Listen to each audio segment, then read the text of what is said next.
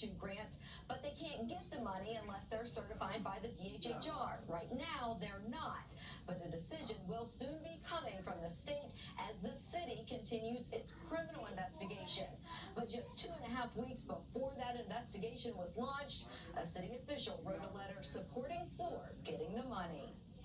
These 2 grant applications lay out the blueprint for SOAR's plans to expand harm reduction in Charleston. The grants also serve as requests to be a state-certified harm reduction program. If they become certified, they'll be one of only 3 needs-based programs in the state, meaning regardless of the number of syringes returned, there's no limit on the number of syringes a participant can receive.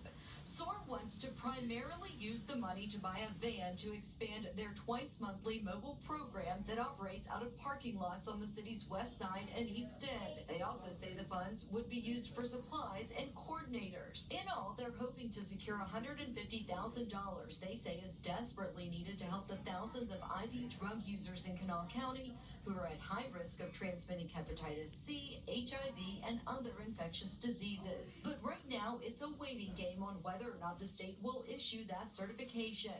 A continuing police investigation has paused their distribution events.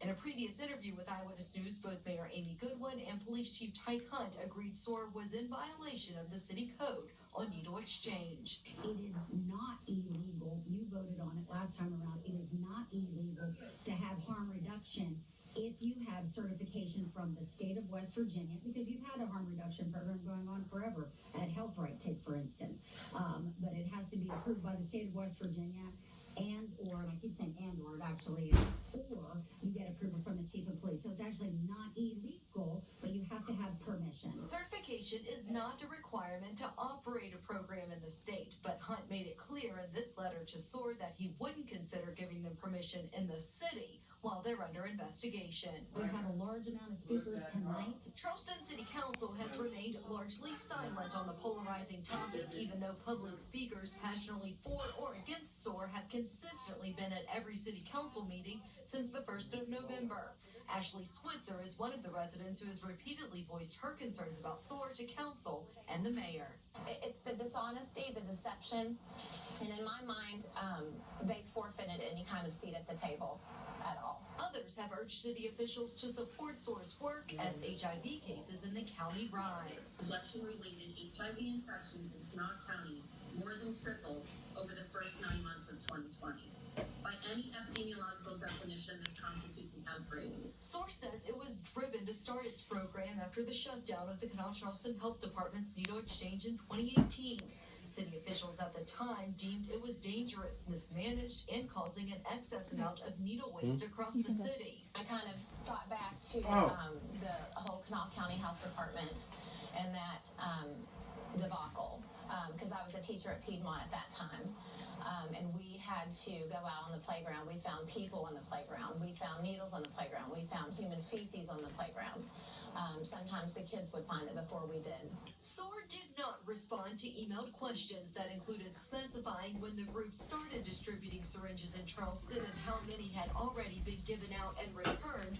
The grant application said they plan to hand out 312,000 over the next year to at least 1,500 people. As part of a requirement for the grant applications, SOAR attached several letters of support.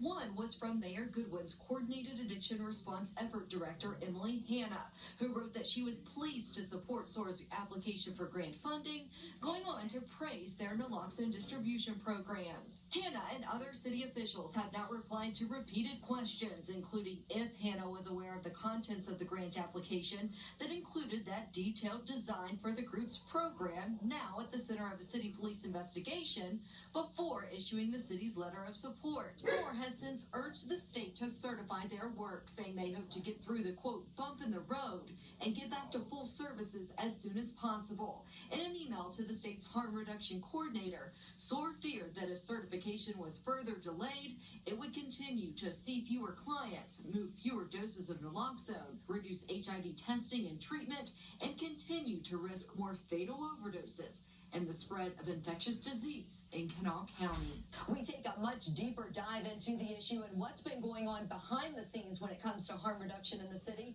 on our website, WCHSTV.com. There you can read through emails, documents, and information we've gathered over the last 2 months.